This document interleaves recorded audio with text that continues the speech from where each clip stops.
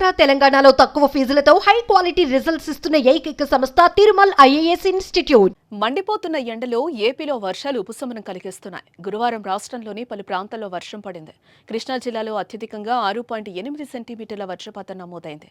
ప్రకాశం జిల్లా 6.5 సెంటీమీటర్లు, అన్నమయ్య జిల్లా 5.7 సెంటీమీటర్లు, నంద్యాల జిల్లాలో 4.3 సెంటీమీటర్లు, ఎన్టీఆర్ జిల్లాలో అత్యల్పంగా 3.9 సెంటీమీటర్ల వర్షపాతం నమోదైంది. అటు అన్నమయ్య జిల్లాలో వర్షం బీభత్సం సృష్టించింది. పలుచోట్ల ఇళ్లు కూలిపోయాయి. భారీగా పంట నష్టం వాటిల్లింది. ఈదురుగాలులకు పలుచోట్ల చెట్లు, విద్యుత్ స్తంభాలు నేల కొరిగాయి. అంతనరాజుపేటలో 2 ఇళ్లు కూలిపోయాయి. అలాగే పుట్టపర్తి నియోజకవర్గం వ్యాప్తంగా ఈదురుగాలులతో కూడిన భారీ వర్షం పడింది.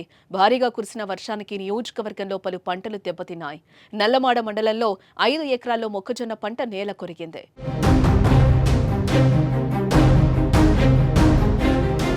ఉత్తర కోస్తా, దక్షిణ ఒడిశా పరిసర ప్రాంతాల్లో ఉపరితల ఆవర్తనం కారణంగా వర్షం కురుస్తున్నట్టు వాతావరణ శాఖ తెలిపింది.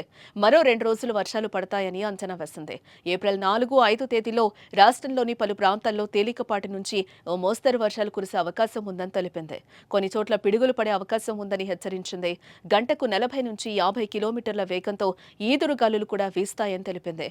అదే సమయంలో రాష్ట్రంలోని కొన్ని ప్రాంతాల్లో సాధారణ వాతావరణం ఉంటుందని పేర్కొంది.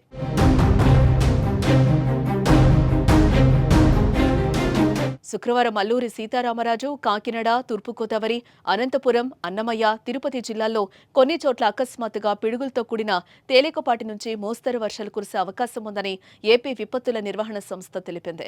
శనివారం అల్లూరి సీతారామరాజు, అనకాపల్లి, కాకినాడ, కోనసీమ, తూర్పుగోదావరి జిల్లాల్లో పిడుగులతో కూడిన మోస్తరు నుంచి భారీ వర్షాలు, మిగిలిన జిల్లాల్లో అక్కడక్కడ పిడుగులతో కూడిన తేలికపాటి వర్షాలు కురిసే అవకాశం ఉందని విపత్తుల నిర్వహణ సంస్థ అంచనా వేసింది.